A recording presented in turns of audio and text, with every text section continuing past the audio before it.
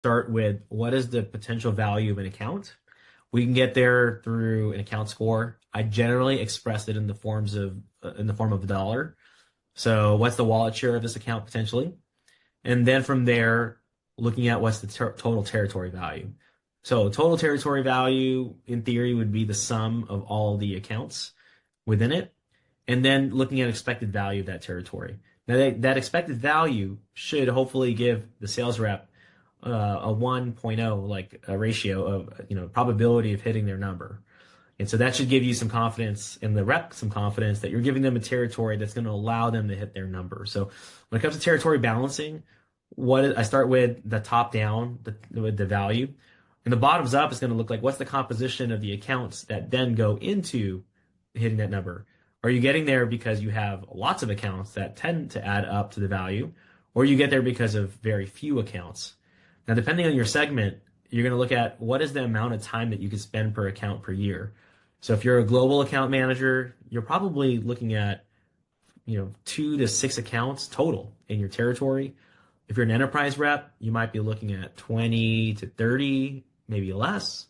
If you're mid-market, you might be looking at several magnitudes higher. And then an SMB, you don't have a territory.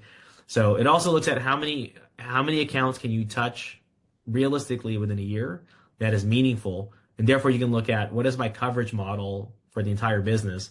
If I allocate it in territories, segment it appropriately, give them the right number of accounts, then I have hopefully the right sales capacity. And then therefore at the end of the year, the right amount of coverage to touch every account.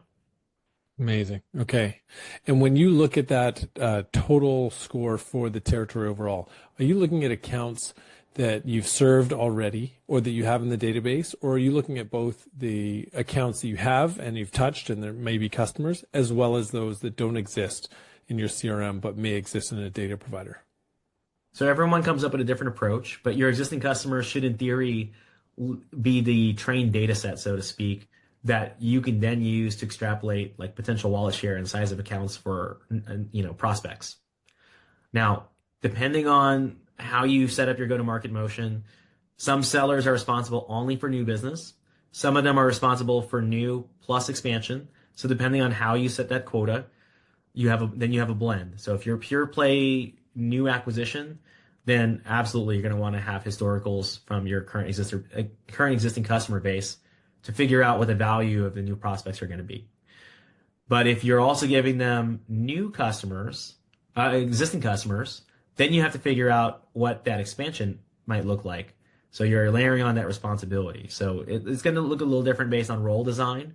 And based on that role design, you're going to configure a different book of business for them.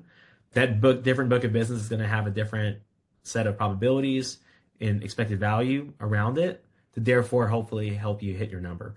The second thing you also want to take a look at is your compensation plan and how you drive the right behavior across what type of business you bring in.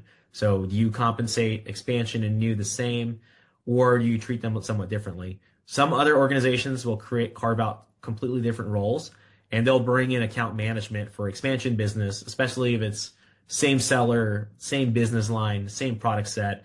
You're not like twisting across several axes where you need a higher profile of selling skill.